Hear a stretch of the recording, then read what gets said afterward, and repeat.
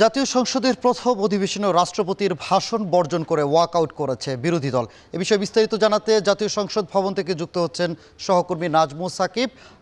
সাকিব, জানাবেন যে ভাষণে কি বলেছেন রাষ্ট্রপতি ও ওয়াকআউটের বিষয়ে কি বলছেন বিরোধী দলীয় নেতারা?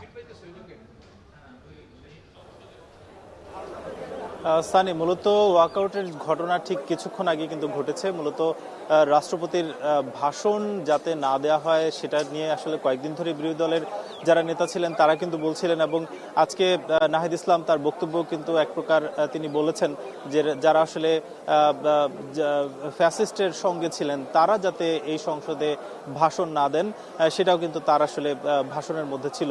কিন্তু ঠিক তার কিছুক্ষণ পরপরই আসলে রাষ্ট্রপতি তিনি কিন্তু এখানে আসলে বক্তব্য দিয়েছেন, এবং সেই বক্তব্য ঘিরে বিরোধী দলের মধ্যে এক প্রকার উত্তেজনা কিন্তু দেখা গেছে। তারা বিভিন্ন প্লাকার্ড নিয়ে আসলে সেখানে দাঁড়িয়েছিলেন অন্তত প্রায় 5 থেকে 8 মিনিট তারা কিন্তু সেখানে বিক্ষোভ প্রদর্শন করেছেন, এবং তারা বক্তব্য না দেওয়ার জন্য বারবার বলেছেন, এবং সরকারি দলের দিকেও তারা ইঙ্গিত করে বলছেন যে এই ধরনের বক্তব্য যাতে তিনি আসলে না দেন। কিন্তু ঠিক তার পরপরই আমরা দেখেছি যে রাষ্ট্রপতি তিনি কিন্তু সংসদের মধ্যে প্রবেশ করেছেন, এবং সেখানে তিনি তার যে নির্ধারিত বক্তব্য সেখানে কিন্তু তিনি বক্তব্য দিয়েছেন, এবং তার পরপরই আসলে যারা আসলে প্রায় 70 জনের মতো যারা বিরোধী দলের সংসদ সদস্য রয়েছেন তারা কিন্তু ওয়াকআউট করেছেন, এবং ওয়াকআউটের সময় বলা যায় প্রায় 10 থেকে 12 মিনিটের সময় ছিল, এবং তারা কিন্তু সেই সংসদ হল থেকে বেরিয়ে এসেছেন। বেরিয়ে এসে তারা মিডিয়ার সামনে আসলে তারা তাদের যে প্ল্যাকার্ড সেটা প্রদর্শন করে আবারও সংসদের দিকে আসলে ফিরে গিয়েছেন।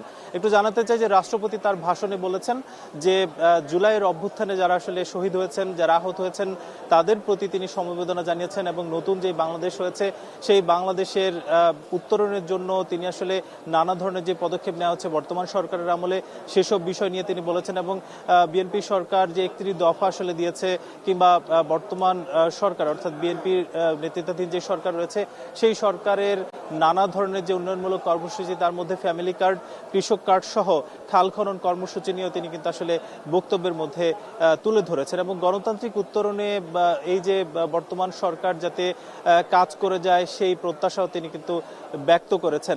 এবং আজকের যেই সংসদ সকাল 11টা নাগাদ শুরু হয়েছে সেখানে কিন্তু আমরা দেখেছি যে 133টি অধ্যাদেশ নিয়ে আলোচনা হয়েছে, সেসব বিষয় নিয়ে প্রস্তাবনা দেওয়া হয়েছে, এবং বেশ কয়েকটি আসলে সংসদীয় কমিটি গঠন করা হয়েছে, যেই কমিটিগুলোতে আসলে এক প্রকার নিরঙ্কুশভাবেই কমিটিগুলো জয়যুক্ত হয়েছে এবং হা ভোটের মাধ্যমে জয়যুক্ত হয়েছে।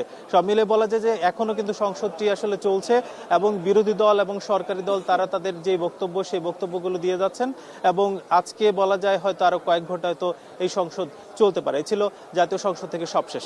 সানি। জাতীয় সংসদ ভবন থেকে যুক্ত ছিলেন সহকর্মী নাজমু সাকিব।